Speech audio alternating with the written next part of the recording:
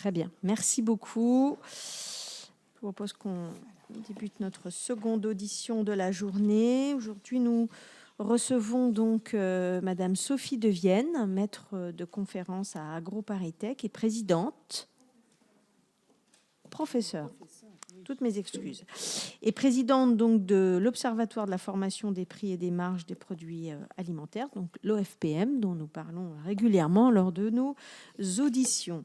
Merci donc Madame de votre présence, et puis je pense que vous nous présenterez les personnes qui vous accompagnent. La règle des commissions d'enquête est de prêter serment avant d'être entendu, donc je suis tenue de vous rappeler qu'un faux témoignage devant notre commission est passible de peines prévues aux articles 434-13-14 et -15 du Code pénal, et notamment de 5 années d'emprisonnement et 75 000 € d'amende.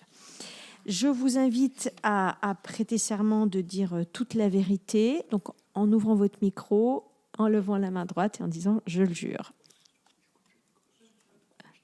Est-ce que les personnes qui vous accompagnent sont susceptibles de prendre parole ? Eh bien, à ce moment, je vous demande de faire de même. Alors, en mettant votre micro, monsieur, pour que ce soit enregistré. Je le jure. Alors, vous êtes monsieur Yves Guy, directeur des marchés, études et prospectives à France Agrimaire. Exactement. Très bien. Et donc, sinon, nous avons monsieur Romain Gérard, chargé de mission à l'OFPM, c'est bien ça? Donc, je vous invite à ce moment-là à prêter serment. Je le jure. Merci beaucoup, madame, messieurs. Je vous invite également à nous déclarer si vous aviez tout autre lien d'intérêt avec des activités industrielles ou de la grande distribution. Rien à déclarer. Très bien, je vous remercie. Donc, le Sénat a constitué notre commission d'enquête le 25 novembre dernier sur les marges donc, des industriels et de la grande distribution. Je pense que vous avez pris connaissance des objectifs de cette commission d'enquête. Donc, sans plus tarder, je vais vous laisser la parole, madame, pour des propos introductifs d'à peu près 8 à 10 minutes maximum. Et puis ensuite, nous aurons une phase de questions avec madame la rapporteure et éventuellement avec mes collègues parlementaires présents. Donc, vous avez la parole, madame Devienne. Merci beaucoup. Donc, je vais revenir peut-être sur ce qu'est l'Observatoire de formation des prix et des marges. Donc, c'est une commission administrative sous tutelle des deux ministères de l'Agriculture et de l'Économie qui a été créée en 2010, créée à un moment de crise, notamment sur la viande bovine, où à un moment où les éleveurs ne se retrouvaient pas au niveau de la rémunération de leurs produits et s'interrogeaient en fait sur la répartition des marges tout au long de la filière. Donc, je pense que vous entendrez Philippe Chalmin demain qui vous racontera cette histoire puisqu'il était président quand ça a été créé et c'est lui qui est venu me chercher pour que je le remplace au bout d'un certain nombre d'années. Donc voilà, moi ce qui m'a frappé, ce que je trouve très intéressant dans l'Observatoire de formation des prix et des marges, c'est que l'idée c'est en fait d'apaiser les tensions, d'objectiver en fait comment se répartit la valeur tout au long de la chaîne entre les différents maillons. C'est un sujet sensible, celui des produits alimentaires, et avec des crispations entre les différents maillons, en particulier les agriculteurs qui sont beaucoup plus, c'est un secteur beaucoup plus atomisé par rapport au secteur de la transformation et de la distribution qui est beaucoup plus concentré. Et donc l'idée c'est de vraiment favoriser la confiance au sein de la chaîne de valeur, améliorer la compréhension générale pour les acteurs des filières, pour les décideurs publics, pour le débat public. L'idée, c'est vraiment, on n'est pas du tout juge de ces marges. On produit une information qui peut servir ensuite aux décideurs publics, etc. Et on essaye qu'elle soit établie de la manière la plus rigoureuse possible. Donc on s'intéresse aux 3 maillons de la filière et on s'intéresse, ça me semble important de le dire, à des produits alimentaires simples. Pourquoi ? Eh bien parce que c'est moins difficile d'établir la manière dont la marge se répartit tout au long de ces maillons que d'avoir des produits complexes. Si je prends l'exemple d'une pizza, il faut regarder à la fois la filière des céréales, la filière des fruits et légumes, la filière des produits produits laitiers, ça devient un objet complexe pour lequel on va être obligé de faire des modélisations qui deviennent de plus en plus fines et qui finalement risquent d'arriver à des chiffres qui n'ont pas beaucoup de sens. Donc, il y a la volonté de travailler donc sur des produits simples sur lesquels on peut décomposer avec des hypothèses relativement simples. Et j'insiste sur le fait que pour qu'un produit soit à l'OFPM et suivi par l'OFPM, comme le travail repose sur la participation et la coopération des acteurs, il faut être volontaire. Et c'est comme ça qu'on a des produits qui sont peut-être moins de consommation courante, comme la coquille Saint-Jacques, et qu'on n'a pas l'œuf, on est en train de travailler avec eux. Et l'idée, c'est vraiment ça, quoi. C'est-à-dire qu'on met en commun. Alors, ce qui me semble important de dire, c'est qu'aujourd'hui, le thermomètre qu'on a mis au point pour étudier ces filières permet de construire des séries longues. Et l'idée, c'est on publie pas, on n'est pas capable de commenter la conjoncture actuelle puisqu'on travaille à chaque fois sur des comptes consolidés. Et donc, suivant les différentes grandeurs économiques qu'on va regarder, on travaille soit à N-1, j'expliquerai tout à l'heure, soit à N-2, soit à N-3. Donc, l'Observatoire ne peut pas prétendre à commenter ce qui se passe dans l'actualité, mais en revanche, il fournit des éléments de réflexion très précieux grâce aux séries longues qui sont établies sur chacun des produits et qui permettent, enfin je pourrais le développer un petit peu plus tard, c'est qu'on a constaté certaines régularités sur la période 2011 à 2021, avant la flambée des prix alimentaires, avec une espèce de logique qui se dégage, que je développerai tout à l'heure, et qu'on a pu vérifier pendant cette période inflationniste, et qui ont été les hypothèses de base sur lesquelles on a travaillé à l'Observatoire, la problématique, en fait, de voir si ce qu'on avait déjà observé sur cette période-là en cas de choc de prix agricoles, c'était bien ça qu'on pouvait observer au cours de cette période inflationniste. Alors, on étudie 10 filières, je pourrais revenir là-dessus, ça représente 33 produits, donc c'est beaucoup. Quand je parle de la collaboration avec les acteurs, ça veut dire quoi? Ça veut dire qu'il y a un rapport qui est publié chaque année, qui est remis au Parlement. Ce rapport doit être approuvé par l'ensemble des membres du comité de pilotage. On fonctionne sur la base du consensus. Et donc la participation des acteurs, elle se fait à 2 échelles. L'échelle du comité de pilotage, qui est l'organe un peu plus politique de l'OFPM, où on a les représentants de tous les maillons, depuis les producteurs jusqu'aux consommateurs. On a dans ce comité de pilotage aussi, on a les représentants des tutelles, donc de la DGPE pour le ministère de l'Agriculture, de la DGCCRF pour le ministère de l'Économie. On a des représentants de France Agrimaire aussi qui participent. Et l'idée, c'est qu'on se mette donc tous d'accord sur le constat qui est fait. Et en fait, ce qu'on observe au comité de pilotage, ce sont les résultats des travaux qui sont conduits par l'équipe de l'OFPM, qui est relativement petite, parce qu'elle est constituée d'un secrétaire général et de 4 ou 5 maintenant, depuis peu, qui travaillent, mais qui s'appuient aussi sur les services de France Agrimaire. Et puis il y a un outil, enfin vraiment un organe qui est très important, ce sont les groupes de travail qu'on a pour chacune des filières. Et donc les groupes de travail se réunissent 2 à 3 fois par an. Et ils vont travailler ensemble sur les résultats qui sont produits par l'OFPM, par les équipes de travail, et ils apportent leur avis.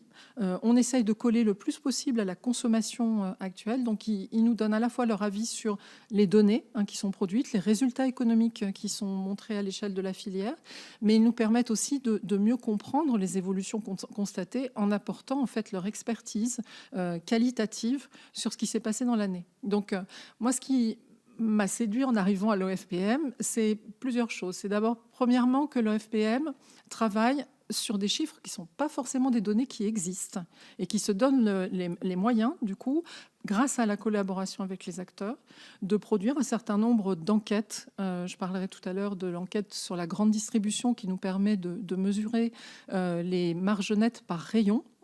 Donc ça, c'est une enquête OFPM qui a été rendue possible grâce à la collaboration avec les acteurs. Donc il y a ce côté de produire en fait des données qui sont indispensables pour comprendre ce qu'on cherche à comprendre, c'est-à-dire comment la valeur se répartit tout le long de la filière. La deuxième chose, c'est effectivement le consensus, le qualitatif, c'est-à-dire qu'on ne produit pas des statistiques dans notre bureau, mais elles sont commentées, validées par les représentants des différents maillons de la filière. Et ça, je trouve que c'est extrêmement intéressant. Et ce qui est très intéressant, c'est d'avoir des séries longues. Alors, il est possible, parce qu'on est obligé de modéliser, j'expliquerai pourquoi ensuite, que parfois, le thermomètre est peut-être pas juste, parce que c'est très difficile d'avoir un thermomètre qui est juste, mais c'est le même, il ne change pas, et donc il permet de comparer des évolutions et de leur donner un sens. Voilà. Je pense que j'ai dit l'essentiel de ce que je voulais dire. Donc voilà, on n'est pas des gendarmes des normes. On n'est pas là pour dire cette norme, enfin pas des normes, des marges, pardon, dire qu'elles sont trop élevées ou pas. On est là pour les observer, les quantifier, les comparer, comprendre. Et je vous expliquerai tout à l'heure sur la période inflationniste, il y a des conclusions qui sont très intéressantes qui se dessinent. Voilà. Alors, je vous propose qu'on poursuive avec les questions de Madame la rapporteure, et puis vous pourrez bien sûr compléter et aborder des sujets qui vous semblent importants, Madame. N'hésitez pas. Tout à fait. Bonjour, merci pour ces propos introductifs qui nous éclairent déjà. J'aimerais savoir si vous pouvez nous présenter le détail de vos méthodes pour calculer les marges, puisque vous avez compris que c'était un sujet qui nous occupait beaucoup. Et pouvez-vous nous dire comment avoir la vision la plus claire possible du partage de la valeur tout au long de cette chaîne, de l'amont à l'aval ? J'aimerais bien que vous nous disiez comment vous appréhendez cet élément-là, puisque c'est ce que nous essayons de faire depuis quelques mois maintenant. Dans quelle mesure vous pouvez noter que certains choix comptables modifient l'affichage des marges? Est-ce que ça, c'est un élément sur lequel vous avez déjà travaillé? Et si oui, est-ce que vous pouvez nous informer là-dessus? Ce sera ma première question. D'accord. Alors sur les méthodes, effectivement, je crois que c'est vraiment important de voir qu'on fonctionne par étapes. Il y a trois grandes grandeurs économiques qu'on va regarder. Ce que nous appelons la marge brute, qui correspond à la marge commerciale, qui est la décomposition en fait du prix au détail des prix alimentaires. J'y reviendrai. Le second, c'est la marge nette. Puisque la marge brute, il faut qu'elle serve aussi à couvrir les coûts dans chacun des maillons. Et donc, on regarde ce que ça donne au niveau de la marge nette. Et puis enfin, il y a une analyse beaucoup plus macro qui porte sur l'euro alimentaire et qui regarde quelle est la valeur ajoutée induite dans les différents maillons de la consommation alimentaire. Alors, revenons sur le premier élément. Et en plus, chacun de ces éléments correspond à des pas de temps qui sont différents. C'est-à-dire que la marge brute, ce sont des chiffres relativement faciles à obtenir. Je vais expliquer tout de suite. Et donc, c'est pour N-1 qu'on est capable de les produire. Ça veut dire que dans le rapport de 2026, on pourra donner les chiffres de 2025. Pour les marges nettes, ça s'appuie sur des comptes consolidés. Ça sera donc les résultats en 2026 pour 2024. Et pour l'euro alimentaire, ça nécessite des statistiques macroéconomiques qui sont produites par l'INSEE pour Eurostat et qui nous permettent de raisonner sur le N-3. Voilà. Donc on nous reproche assez souvent de ne pas coller à la réalité, mais on travaille avec des chiffres qui sont consolidés et il faut qu'ils soient disponibles, solides, pour qu'on puisse produire une information qui ne soit pas remise en cause l'année d'après. Alors je prends la marge brute. La marge brute, c'est donc la décomposition du prix au détail. On part du prix payé par le consommateur. Et on va essayer de remonter la filière pour regarder à chaque étape ce qui se passe. Donc, on va commencer par essayer de mesurer produit par produit, parce que là, on est bien à l'échelle du produit, ce qu'on va appeler la marge brute distribution au détail, c'est-à-dire que ça sera la différence entre le prix de vente au consommateur avec la différence avec le coût d'achat de la grande distribution auprès de l'industrie. Donc, le prix de vente au consommateur, c'est auprès d'un panéliste qu'on obtient ces données. Et le coût d'achat, ce sont des données INSEE, les prix de vente industrie, donc l'INSEE va construire ses prix sur la base d'un échantillon. On a eu quelques soucis, et ça on peut le vérifier grâce à la collaboration avec les acteurs, sur le fait que l'échantillon retenu collait pas forcément à la consommation. Et donc là, c'est dans les GT que les professionnels s'expriment et disent mais non, là, les prix qui ne collent pas à ce que nous on connaît, ce qui conduit à remettre en cause les échantillons. Et là, on vient de recruter quelqu'un qui est à cheval cheval, mi-temps INSEE, mi-temps OFPM, pour travailler sur justement ces produits de vente industrie, essayer d'avoir des échantillons qui soient le plus représentatifs de la consommation possible. Donc on est ravis parce que ça va nous permettre de consolider ça.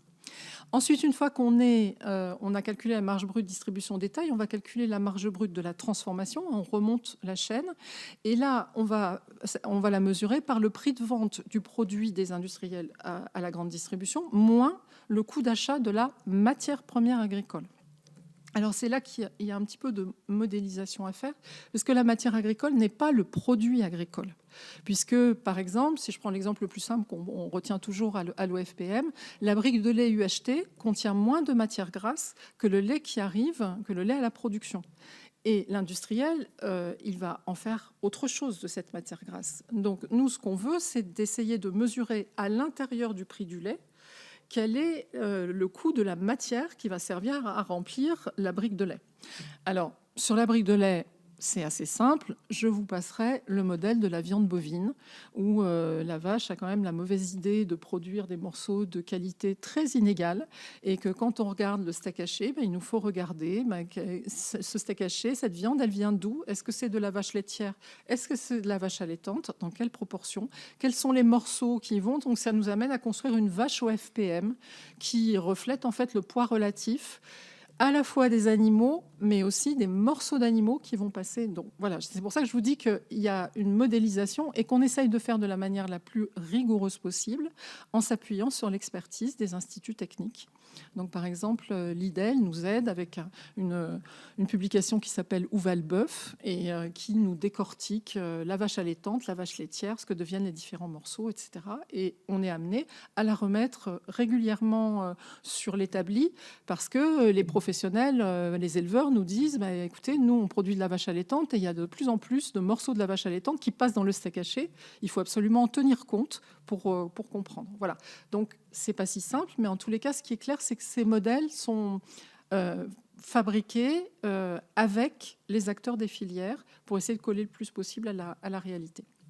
Ça nous donne donc la marge de transformation. Et puis, on a le coût d'achat de la matière première, qui va nous permettre de regarder pour chacun des produits, eh bien, quelle est la part en fait, de chacun des maillons, dans ce qu'on appelle la marge brute.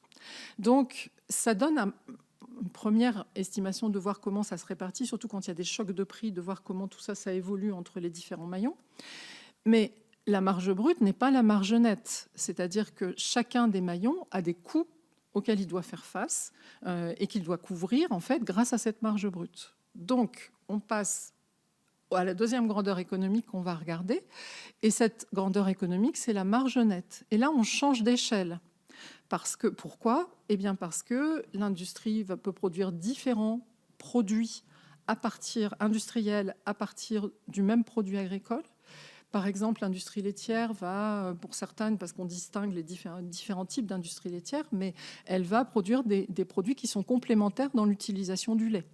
Donc, du coup, on ne peut pas calculer la marge nette par produit, mais on va bien la calculer à l'échelle d'entités beaucoup plus complexes. Alors, pour la grande distribution, on va raisonner par rayon, et on suit 7 rayons, et on a mis en place une enquête qui permet de calculer la marge nette par rayon et de la suivre. Donc c'est la grande distribution a joué le jeu assez vite après la création de l'OFPM et a accepté de travailler avec l'OFPM pour mettre au point une enquête qui permet de mesurer la marge nette par rayon. Ensuite, toutes les enseignes ont joué le jeu ? Alors, toutes les enseignes, sauf les enseignes de hard discount. Donc, on a les 7 principales, 6 maintenant, puisqu'il y en a une qui a disparu. Mais oui, elles jouent tout le jeu. Et je crois que ce qui est important de dire, c'est qu'on a un contrat de confidentialité qui permet à une personne de l'OFPM d'obtenir les chiffres, mais enseigne par enseigne. Ce qui permet d'ailleurs éventuellement de repérer des erreurs éventuelles. C'est déjà arrivé qu'on se rende compte en comparant les données, enfin je dis on, moi j'y ai pas accès, hein, c'est une personne qui est à côté de moi là, et de se rendre compte qu'il y a des choses qui ne sont pas cohérentes et de revenir et de se rendre compte qu'il y avait une erreur. Donc, on ne publie pas évidemment les résultats par enseigne, mais ça permet de publier une moyenne et d'être capable de l'interpréter, cette moyenne, d'avoir une idée aussi des différences qu'il peut y avoir. Et ce sont des données qui sont très précieuses, et la méthode a été établie donc, en collaboration avec la grande distribution. En ce qui concerne la transformation, donc il y a différentes manières de produire cette donnée. Suivant les filières, on s'adapte. Ce que je veux dire, c'est que c'est un processus d'amélioration continue, hein, qui repose sur la construction d'une relation de confiance.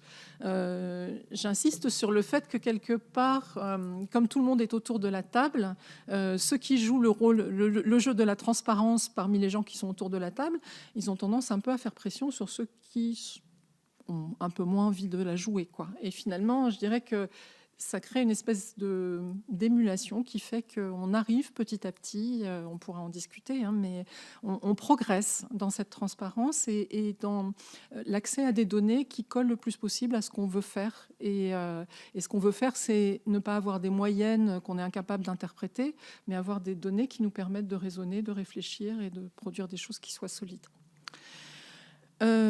Ensuite, pour ce qui est des agriculteurs, mais là on s'appuie sur les résultats du ministère de l'Agriculture, le SSP, sur le réseau d'information comptable agricole, le RICA, hein, qui nous donne des données assez précises et qu'on est capable donc de produire par grand type de spécialisation qui colle en fait au type de produits qui sont suivis par l'OFPM. Et on est là aussi dans un processus d'amélioration continue parce que là, depuis l'année dernière, on publie la dispersion parce qu'on se disait que quand même la moyenne de revenus agricoles n'a pas grand sens. Donc on produit maintenant la dispersion au sein de chacune des spécialisations et on peut comparer donc les différentes spécialisations entre elles. Voilà, donc ça, marge brute, marge nette. Merci. Et puis l'euro alimentaire. Merci.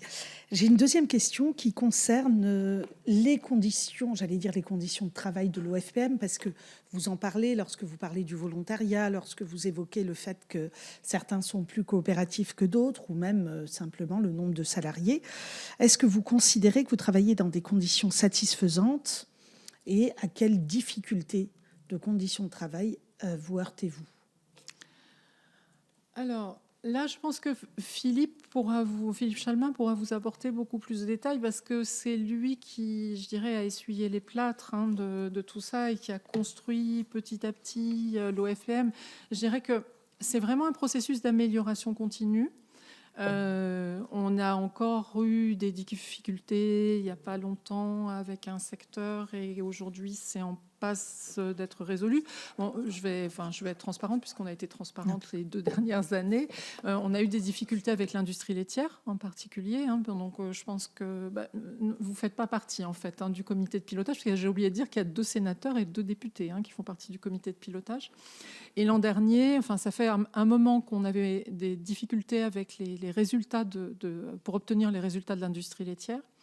Et donc, ça nous a amené à refuser, il y a 2 ans, de publier les résultats d'une étude qui, pour nous, n'était pas satisfaisante parce qu'on avait des résultats, on ne savait pas sur quel échantillon, on avait des moyennes qu'on n'était pas capable d'interpréter. Donc, on a dit non, on arrête, on ne publie pas ça. Enfin, j'ai soumis cette position au comité de pilotage qui a dans sa quasi-unanimité, sauf l'industrie laitière, a accepté.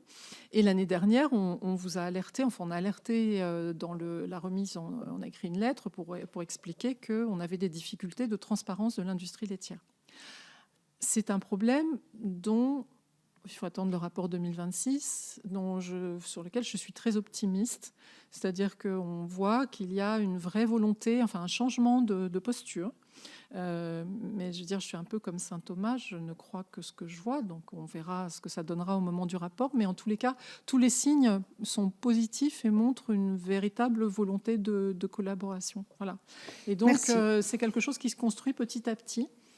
Et ce que je voudrais dire, moi, c'est ce que j'ai dit au dernier comité de pilotage, je ne dévoile pas grand-chose de secret, c'est que je suis très attachée, je pense que Philippe Chalmin, c'était la même chose, moi, c'est ce qu'il m'a transmis, c'est qu'il faut absolument qu'à l'OFPM, ça continue à rester de la collaboration, de la participation des acteurs. Parce que c'est comme ça qu'on arrive à travailler ensemble, à avoir des choses qui soient objectives. Si ça a failli nous arriver il n'y a pas si longtemps que ça, si on nous demande, on nous dit, peut-être pour vous aider, on va rendre obligatoire le fait de donner, ça change complètement la donne.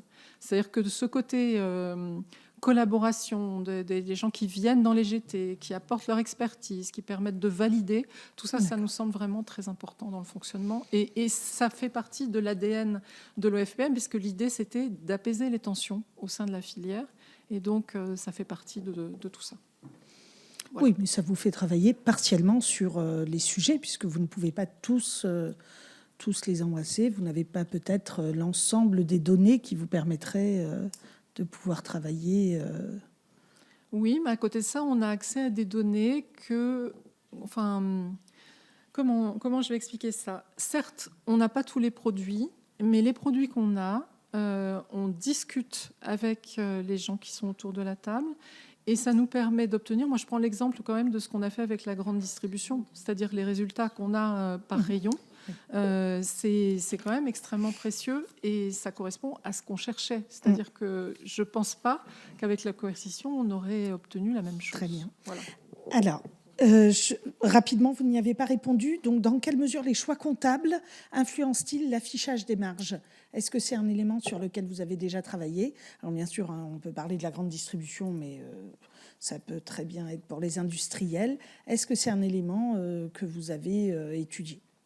Dans toutes les comptabilités, qu'elles soient agricoles, industrielles ou grande distribution, il y a des provisions pour amortissement qui sont fixées par la loi comptable. Pour la loi comptable agricole, c'est vrai qu'il y a quand même pas mal de facilités qui sont accordées à ce niveau-là.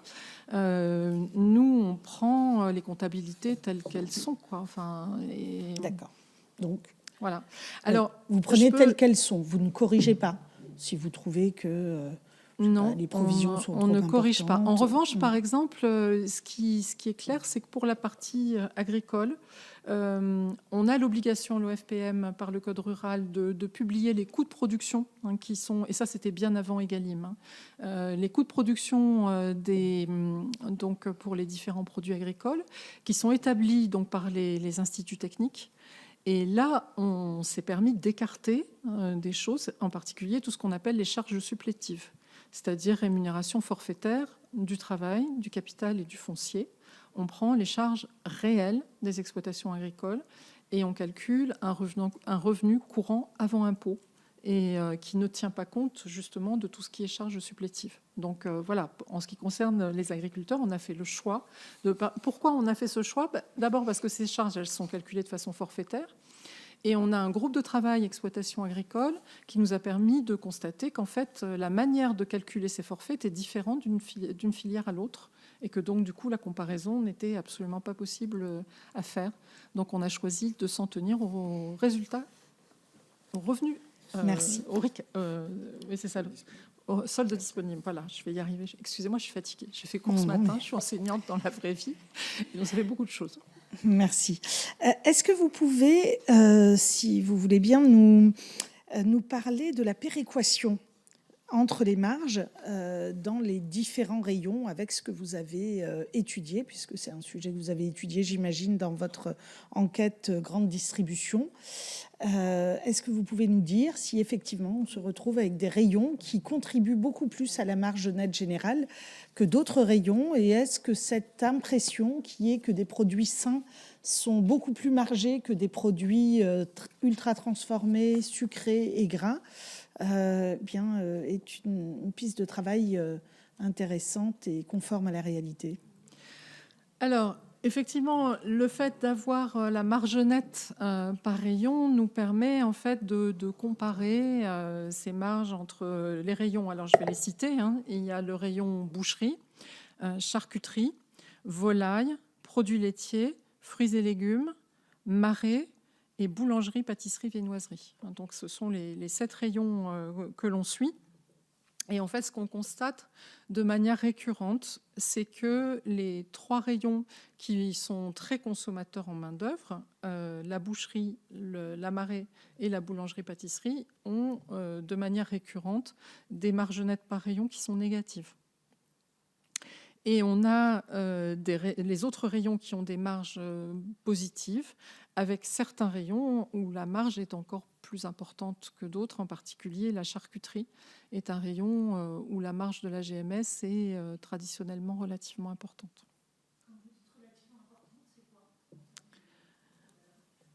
Eh bien, si je prends là les résultats que l'on a pour le dernier rapport, je te laisse faire parce que c'est toi qui fais ce schéma-là. On a une marge négative de moins... Je te laisse faire, expliquer.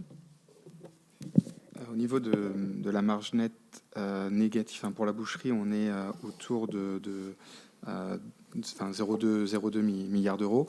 Pour la charcuterie, vous retrouvez tous les éléments dans le rapport.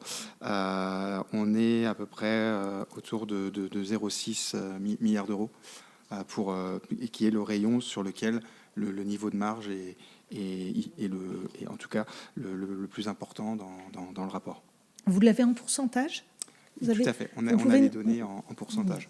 Très bien. Et donc, en pourcentage, quel est le rayon sur lequel la marge est la plus importante? Là, vous venez de nous donner les moins importants. Donc, on a compris, boucherie, marée, boulangerie. Le rayon sur lequel la marge est la plus importante? Elle est négative, là, pour le coup. Oui, là, elle est négative. Donc, j'imagine que c'est la moins importante. Pardon?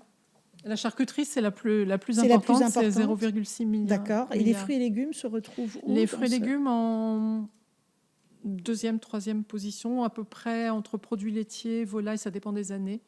D'accord. Voilà. Et là, la dernière année, c'est plutôt en forte baisse entre 2022 et 2023. Les dernières données qu'on a, puisque c'est toujours... Là, je vous donne les données du rapport 2025, puisque le rapport sort au mois de juillet. Et en 2025, on avait N-2, donc c'était les résultats 2023. Et donc la marge entre 2022, marge nette du rayon fruits et légumes, était en forte baisse, puisqu'elle est passée de 0,3 milliards d'euros à 0,1 à peu près. D'accord. Très bien. Alors, ce qui n'exclut pas qu'on peut avoir des péréquations entre produits à l'intérieur d'un même rayon. Bien sûr. Et oui. voilà. Et ça, on le voit, on voit au moins au niveau des marges brutes. Par exemple, quand on a un choc de prix inflationniste, on se rend compte que, par exemple, la marge brute de la grande distribution sur certains produits d'appel, elle va demeurer relativement faible et elle va être un peu plus augmentée sur d'autres. Enfin, on voit entre produits, mais au niveau de la marge brute, on ne peut pas avoir la marge nette, c'est pas possible. Merci. Quelle est votre analyse du rôle des centrales d'achat et des centrales de services sur les marges? Alors, nous, je vais peut-être te laisser répondre à cette question, où je démarre juste en disant que, par exemple, là, un nouveau sujet est arrivé récemment sur les centrales d'achat européennes et les centrales de services qu'on est en train d'analyser dans le groupe de travail grande distribution. Et l'idée... donc on s'est fait présenter par la DGCCRF comment fonctionnent ces centrales européennes et ces centrales de services. Et la conclusion du groupe de travail grande distribution, ça a été de mener une enquête bilatérale enseigne par enseigne pour regarder quel est l'impact sur ces produits. Donc en première analyse, ce qui est ressorti, c'est que ça touche une part qui n'est pas forcément très importante des produits que l'on suit, ces centrales européennes. D'une part parce que ça touche que les marques nationales, c'est ça, et des produits plutôt très transformés qui ne sont pas ceux qu'on suit. Voilà. Bien donc, sûr. Du coup, on est touché à la marge, si je peux me permettre ce jeu de mots. J'entends. Et les centrales de services? Les centrales de services, là, ça fait partie de ce qu'on a décidé d'investiguer cette année avec des entretiens bilatéraux. Mais je te laisse compléter puisque c'est toi qui conduis ce travail. Juste pour compléter, en fait, la demande est venue d'échanges aussi en comité de pilotage, du coup de plusieurs acteurs. Et on a décidé donc de mettre le sujet, comme Sophie l'a expliqué. Et en travaillant avec la DGCRF pour avoir des éléments un petit peu juridiques, etc., pour voir les différents éléments, et un peu en analysant par rapport à nos produits, sachant qu'on est quand même plutôt sur des produits frais avec les PGC ou des PFT qui sont peut-être moins impactés par ces négociations au niveau des centrales d'achat européennes. On a quand même décidé de voir, puisqu'on peut avoir potentiellement certains rayons, le rayon produits laitiers par exemple, ou le rayon charcuterie, qui peuvent potentiellement être impactés. Donc, de fait, on a décidé de faire une enquête un petit peu en bilatéral pour voir s'il n'y aurait pas, au niveau que ce soit un impact pour les centrales d'achat européennes et les centrales de service. Même si sur les centrales de service, c'est des choses qui vont venir après le contrat, mais vu qu'on est sur des données consolidées, on pourrait avoir quand même des éléments qui nous remonteraient. En tout cas, oui. voilà. Je pense que tous les produits que vous étudiez sont concernés par les centrales de service. Puisque les distributeurs qu'on vient de rencontrer nous disent très clairement que les bénéfices, entre guillemets, des centrales de service sont réinjectés dans le bilan de chaque magasin. Donc, et les producteurs nous disent que à partir du prix de vente, de leur prix de vente à la grande, enfin ceux qui passent en direct à la grande distribution, lorsqu'on retire l'ensemble des services qui sont facturés, eh bien c'est effectivement très très difficile de s'en sortir. Donc la part des services, nous, notre question, c'est est-ce qu'elle vient impacter la matière agricole, le prix de la matière agricole? Et je dirais aussi la marge restant pour les producteurs. Parce Oui, que c'est ça. ça le sujet. C'est que... Très Quand je bien. parlais de Alors, ces deux rayons, excusez-moi, je parlais juste des centrales d'achat. C'est vrai que les centrales de service, je suis d'accord avec vous, ça pourrait toucher le vaste. Donc on retient que votre étude se concentrera du coup sur la charcuterie et les produits laitiers. Non, en fait, on va regarder sur on va dire l'intégralité des rayons. Puisqu'en fait, quitte à faire un travail bilatéral, on va regarder dans quelle mesure ça impacte notre enquête, pas uniquement pour ces deux. C'était plutôt une intuition qu'on avait, que ça toucherait principalement ces rayons-là, mais l'enquête, elle va être du coup plus large. En fait, ça ressort de la discussion qu'on a eue à la fois au comité de pilotage et alors, ça a été évoqué au comité de pilotage, donc c'était au mois d'octobre. Et du coup, on a décidé de faire une réunion qui n'était pas forcément prévue au départ, dédiée à cela, du groupe de travail grande distribution. Et c'est à dire d'experts, en fait, qui est ressorti le fait que très certainement, c'était sur la charcuterie et les produits laitiers que ça risquait d'impacter le plus pour ce qui est des centrales d'achat européennes. Donc ça, c'est une première hypothèse qu'on a à dire d'experts autour de la table, mais justement qui nous a décidé à faire du bilatéral sur l'ensemble des rayons qui sont suivis par l'OFPM pour y voir plus clair. Juste petite question complémentaire que je comprenne. Votre étude là sur les centrales d'achat, elle traduit bien un phénomène finalement assez récent, puisque souvent on nous dit mais oui, les centrales d'achat et de services, elles existent depuis longtemps. Mais au travers de ce choix de faire cette étude, vous nous confirmez qu'il y a quand même une évolution de la part de l'activité de ces centrales d'achat et de ces centrales de services urbaines qui amène, qui vous conduit à vous y intéresser.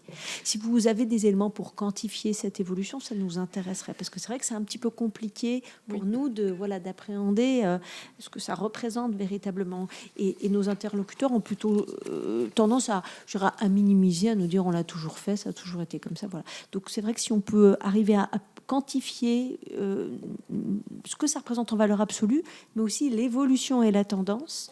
Est-ce que finalement, il y a de plus en plus d'activités qui se passent dans les centrales d'achat européennes et de services? Vous voyez, ça nous seront des indicateurs intéressants pour nous.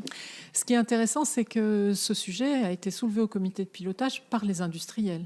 Et en disant, il faut absolument s'emparer de ce sujet parce que c'est quelque chose qui commence à nous inquiéter et à devenir important. Enfin, ça a émergé comme étant un sujet vraiment récent. Voilà. Et on espère bien, enfin, je pense que c'est un petit peu délicat parce qu'à l'intérieur ce qu'on a compris aussi des premières discussions qu'on a eues, c'est que ça ne touche pas toutes les entreprises de la même manière. C'est-à-dire qu'il y a un effet de taille qui est quand même vraiment très important.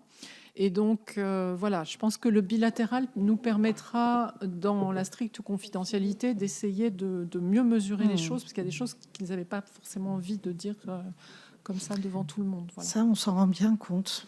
Vous avez raison.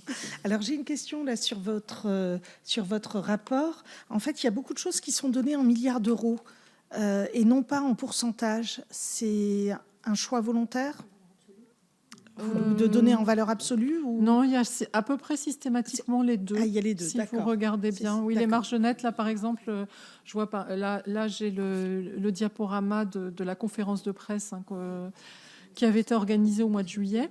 Et par exemple, les marges nettes des industriels, elles sont toutes en pourcentage. D'accord, Même non, mais chose c'est très de la bien. Il m'a répartition de la semblé en marge. feuilletant que c'était beaucoup de valeurs. Alors là, vous avez la synthèse, donc il n'y a pas tout. Hein, mais oui, mais ça, dans c'est le dans la rapport, synthèse. il y a systématiquement, pour les marges brutes, il y a systématiquement les deux. Voilà. Et sur les marges nettes aussi, on les ramène en pourcentage. Très Pareil, bien. les revenus agricoles, pareil. Alors, j'ai une question sur le rayon fruits et légumes. Est-ce que vous avez étudié les différences entre les marges bio et non bio? Est-ce que c'est un sujet qui vous a intéressé? Oui, alors le bio, l'observatoire suit un certain nombre de produits bio, les produits laitiers et les fruits et légumes. La difficulté que l'on a sur le bio, c'est de comparer des choses qui soient comparables, parce qu'on est en train de parler des grandes enseignes et pas du commerce spécialisé en agriculture biologique. Donc, on a un premier problème qui est que souvent, le conditionnement n'est pas du tout le même. C'est-à-dire que pour pas qu'il y ait de mélange entre les deux rayons, on va vendre des pommes conventionnelles en vrac et les pommes bio, elles vont être sous blister avec un emballage qui est très important. On a des difficultés aussi parce que ce ne sont pas du tout les mêmes variétés, par exemple. Les variétés en bio ne sont pas les mêmes que celles qu'utilisent, parce que les process de production ne sont pas du tout les mêmes, donc ce ne sont pas les mêmes variétés. Donc il y a vraiment un gros problème de comparabilité. Et donc, on a décidé de regarder, et là je parle sous ton contrôle parce que j'avoue que je n'ai pas tout le rapport en tête, mais il y a un certain nombre de produits pour lesquels ça pose moins de problèmes. J'ai le souvenir que l'oignon jaune, par exemple, il est quand même souvent vendu en filet, que ce soit en conventionnel ou en bio, et que là, il n'y a pas vraiment de différence de variété qui fait qu'on peut comparer des choses qui sont comparables. Voilà. Et donc là, quelles sont vos conclusions de comparaison? Alors là, j'avoue que c'est pas moi qui préside le groupe et que si vous pouvez nous les envoyer. C'est dans le rapport, sujet. ça c'est sûr et certain. Mais par cœur, moi j'avoue, je m'en souviens plus. Tu as des... Vas-y. En quelques éléments, ce que l'on constatait, c'était que le prix de vente au détail en 2023-2024 de l'oignon biologique était supérieur de 30%. Et en revanche, par contre, la marge brute agrégée aval pour le biologique est inférieure de 20%. Donc on avait un prix qui était supérieur, mais une marge brute qui était inférieure pour l'oignon jaune. Vous retrouverez tous les détails là dans le rapport. Donc on en déduit deux choses, c'est que le producteur est sans doute mieux payé et que les coûts de stockage, etc., sont sans doute plus élevés. On est d'accord avec cette conclusion, c'est ça? Pas les coûts de stockage, parce que là, c'est la marge brute dont on parle, puisqu'on parle par produit. Oui, d'accord. Et donc, du coup, c'est la décomposition du prix au détail. Donc, après, il faut qu'ils se servent de ça pour couvrir leur Tout coûts. à fait. OK, donc les producteurs sont mieux payés. Ah oui, les producteurs sont mieux payés, oui, très clairement. L'oignon bio est mieux payé que l'oignon conventionnel. Oui, il semblerait. C'est vrai que je ne suis pas spécialiste du coup. Bien, on regardera du coup. Mais oui, vous nous enverrez ça. et vous retrouverez également les résultats pour deux légumes en bio, la carotte et le poireau. Également en fruits, c'est pommes et kiwis. Et en fait, il y a deux produits qui vont rester dans le rapport dans le temps, donc la pomme et la carotte. Et du coup, au niveau du... c'était en 2025, pardon, il y avait carottes et poireaux. Et on a décidé aussi de pérenniser l'oignon dans le prochain rapport, puisque vu qu'il y a peut-être plus de comparatabilité qui pourra être faite entre le non-bio et le bio. Très bien, je vous remercie. Merci beaucoup. Alors, moi, j'ai quelques petites questions complémentaires, Madame, Messieurs. Beaucoup des acteurs qu'on a entendus jusqu'à maintenant, finalement, expriment des attentes vis-à-vis de votre commission administrative, avec qui peuvent parfois donner le sentiment que pour certains, c'est un peu le refuge. C'est là où on va peut-être pouvoir avoir des données les plus objectives possibles, même si on a bien compris tous les paramètres de méthode que vous avez précisés, c'est-à-dire qu'en fait, vous réagissez avec un temps, entre guillemets, de retard, enfin de décalage, dans un monde qui est très changeant, où il y a plein d'aléas, de marchés internationaux, catastrophes naturelles qui font que les choses changent très vite. Mais c'est une base de réflexion. On entend comme ça. Mais en fait, moi, je voudrais connaître votre avis, mais je le soupçonne un petit peu, vu vos propos, quand vous nous dites que vous ne souhaitez pas devenir un organisme de coercition, enfin, qui puisse être... Voilà. Certains nous parlent de la nécessité de créer une haute autorité de la régulation des prix, ou en tout cas de donner plus de pouvoir, entre guillemets, à l'office pour finalement mieux asseoir un peu la légitimité et la force, disons, de ces conclusions. Donc ça, c'est ma première question. Je vais vous les poser toutes et puis comme ça, vous pourrez y retrouver. Vous ne nous avez pas parlé de l'impact de la mise en place du SRP plus 10, alors que l'organisme existait avant, mis en place en 2019, censé dégager de nouvelles marges à même de permettre un ruissellement au maillon amont. Donc, quelle est votre analyse sur...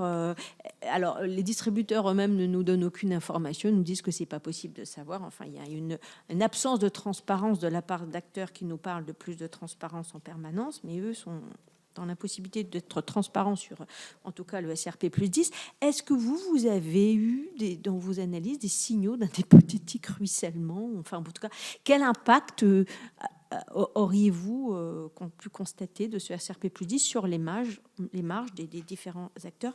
Et puis, pour conclure, une troisième question plus large, c'est surtout à vous, madame, qui finalement êtes rentrée dans ces fonctions depuis peu avec un regard quand même d'experte. Quels sont vos constats à ce stade les plus marquants et quels sont, selon vous, les points faibles de votre mission et au contraire les points forts que vous souhaiteriez pouvoir développer? Alors la coercition, je crois que j'ai déjà répondu. Moi, j'ai envie de dire, il y a une espèce de partage des tâches, quoi. C'est-à-dire que nous, on essaye de publier les chiffres les plus objectifs possibles et qui fassent consensus, et en même temps avec des éléments qualitatifs qui permettent d'expliquer les évolutions, donc qui reposent vraiment sur la collaboration de tous les acteurs. C'est la DGCCRF dont c'est le travail de vérifier que les choses se passent bien, etc. Donc voilà, moi je pense que c'est important de séparer les deux parce que je continue à dire que je pense qu'il y a des données qu'on n'aurait pas si où on obtiendrait des données dont on ne pourrait pas faire grand-chose si on soumettait à la coercition. C'est-à-dire on pourrait avoir tout un tas de données dont finalement on ne fait pas grand-chose parce qu'on n'est pas capable de les interpréter, des comptabilités qui ne nous permettent pas d'arriver à des marges par rayon, par exemple, ou des choses comme ça. Donc je pense que ça, c'est vraiment un élément qui nous fait assez peur. Ça change toute la philosophie de l'OFPM. Si l'idée, c'est vraiment d'apaiser les tensions au niveau des filières, je pense que ça, c'est vraiment très important, d'apprendre à se connaître. Et c'est vrai que c'est le travail collectif qui permet de faire ça. Le SRP 10... bon, moi, c'est des choses, je vais te laisser répondre. Ce que je constate, moi, depuis que je suis arrivée au moment où les prix ont flambé. Voilà. Et donc, du coup, on me demande qu'est-ce que vous pensez d'Egalim. Je n'ai rien à dire là-dessus parce que c'est noyé sous des augmentations très fortes des prix des produits agricoles, des marchés. Donc, ça a été tellement bouleversé cette période que là-dedans, de voir effectivement l'impact Egalim, on ne peut pas le discerner. Voilà. Et j'ai un peu l'impression que le SRP 10, c'est un petit peu la même chose, quoi. Mais moi, j'étais pas là avant que... Enfin, 2019, c'est pas les périodes que j'ai regardées. Je sais pas si toi, tu as des choses à rajouter sur le SRP 10, mais... Non, en fait, il est difficile d'arriver à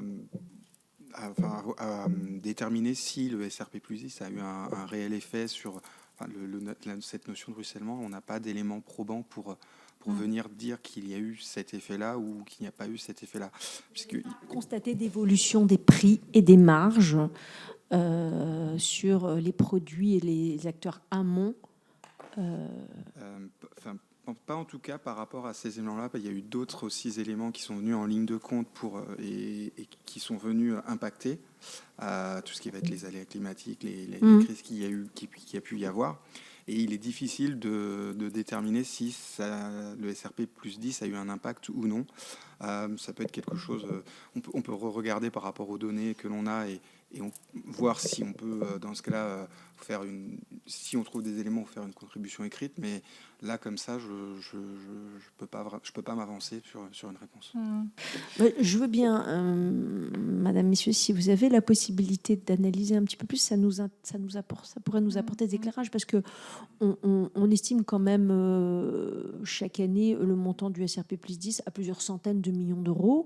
Donc c'est quand même pas négligeable depuis 2019. Donc, où sont passées ces sommes? Est-ce qu'elles ont servi les marges de l'aval ou voilà. Elles sont forcément passées quelque part quand même. Voilà, à quoi ont-elles servi sans incriminer ce à quoi elles ont été utilisées, mais voilà, le savoir, parce que c'est quand même une politique publique volontariste qui doit être soumise aussi à évaluation. Donc c'est assez frustrant pour la politique de ne pas pouvoir identifier où sont passées ces sommes.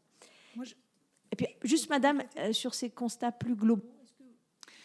Oui, alors moi, ce que j'ai trouvé très intéressant,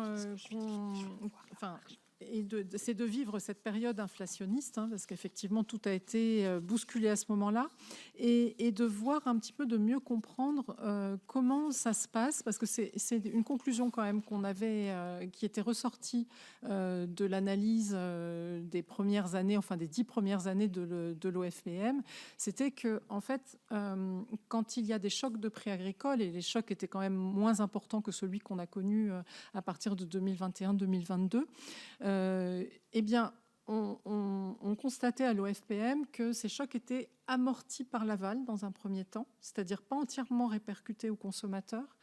Et en général, enfin, ce qu'on avait observé de 2010 à 2021, c'était d'abord par la transformation et puis aussi un peu par la distribution pour limiter la hausse de prix aux consommateurs. Donc on avait des maillons aval qui comprimaient leur marge brute et qui, quitte à diminuer du coup leur marge nette, et qui reconstituer en fait cette marge brute les années suivantes, une fois que le choc de prix agricole était passé. Et en fait, c'est exactement ce qu'on a observé au cours du choc inflationniste qu'on a connu à partir de 2022. C'est-à-dire que ce qu'on voit, c'est que le choc de prix agricole ne s'est pas entièrement transmis au prix aux consommateurs, parce qu'on a vu l'industrie, dans une certaine mesure, et surtout la GMS, diminuer en fait sa marge brute. Et quand on regarde, alors ce qui était très intéressant, c'est de voir que donc en 2022, ils avaient diminué leur marge brute, mais que du coup, au niveau des marges nettes, parce que dans le même temps, les matières premières pour les industriels et la grande distribution avaient flambé, et donc du coup, on s'est retrouvé avec des marges nettes par rayon à la GMS qui avaient diminué, et toutes, absolument sur tous les rayons, et même chose pour l'industrie.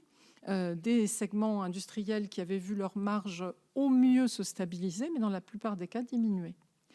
Et ce qui est intéressant, c'est que l'année d'après, 2023, où on continue à avoir une augmentation du prix des matières premières, qui se calme un peu sur les produits agricoles, mais avec des différences. Les céréales, ça commence déjà à baisser en 2023. Sur les autres produits, notamment animaux, ça continue à augmenter. Donc on voit le coût de la matière première augmenter encore dans la décomposition détail, mais on voit les marges aval se reconstituer. Et donc, du coup, quelque part, le choc de prix a été décalé dans le temps. Ça a lissé, en fait, l'augmentation pour le consommateur. Ce qui est intéressant, c'est que, sans pouvoir désagréger la marge aval, moi je fais partie aussi de l'Observatoire européen des produits alimentaires, puisqu'il a été créé en juillet 2024, l'année dernière, il y a 2 ans, oui c'est ça, juillet 2024. Et c'est ce qu'on constate aussi dans l'ensemble des pays européens, c'est-à-dire qu'il y a eu cet effet de lissage. Et alors là, on est presque arrivé à la fin de cet épisode inflationniste avec un reflux des prix agricoles et un reflux aussi les plus légers des prix alimentaires. Et ce qu'on a constaté dans le rapport de l'année dernière, c'est qu'en fait, cette reconstitution des marges nettes en 2023, et des marges brutes en 2023, n'avait pas permis au secteur aval de reconstituer complètement leurs marges nettes. Et donc, ce qu'on voit, c'est qu'il y a des secteurs... Oui.